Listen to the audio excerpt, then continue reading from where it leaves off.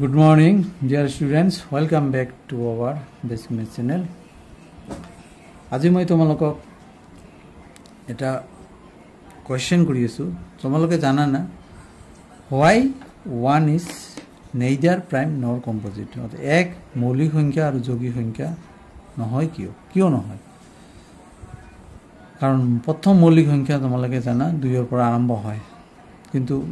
প্ৰথম যৌগিক সংখ্যাটো 4 ৰ পৰা আৰম্ভ হয় তে প্ৰথমত আমাৰ স্বাভাৱিক সংখ্যাৰ প্ৰথম নাম্বাৰটো হৈছে 1 কিন্তু 1 কিয় মৌলিক নহয় যৌগিক নহয় এই কাৰণে নহয় because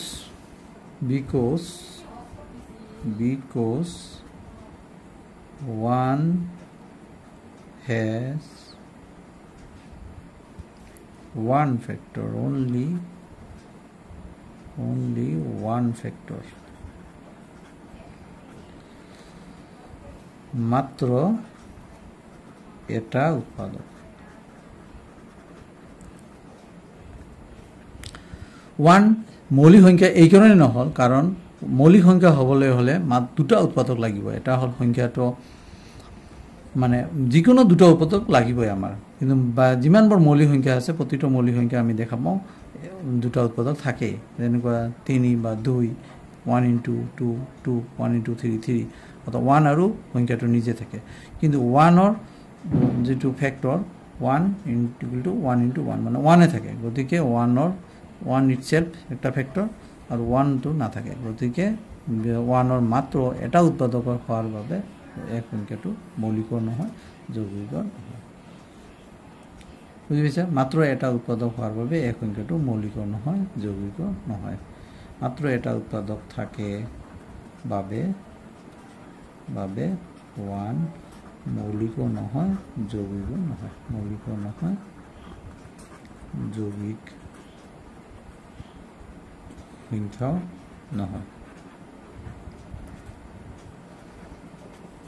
understood all of you students okay next tomorrow what do you know kone kobo para do you know what is even prime number orthat first even prime number to কি বা আমি জানো even prime number only one মাত্ৰ এটাই আছে even prime number that is 2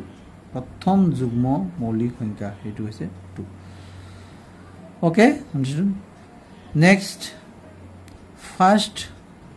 even যৌগিক even composite number অর্থাৎ প্রথম যুগ্ম যৌগিক সংখ্যাটো কি প্রথম যুগ্ম যৌগিক সংখ্যাটো হৈছে 4 first odd prime number প্রথম অযুগ্ম মৌলিক সংখ্যাটো কি প্রথম অযুগ্ম মৌলিক সংখ্যাটো হৈছে 3 first odd composite number এটো কি first odd composite number টো হৈছে এটো হৈছে 4 no 5 first odd composite number হৈছে 5 no sorry first odd composite number 2 hoise number 9 okay good very good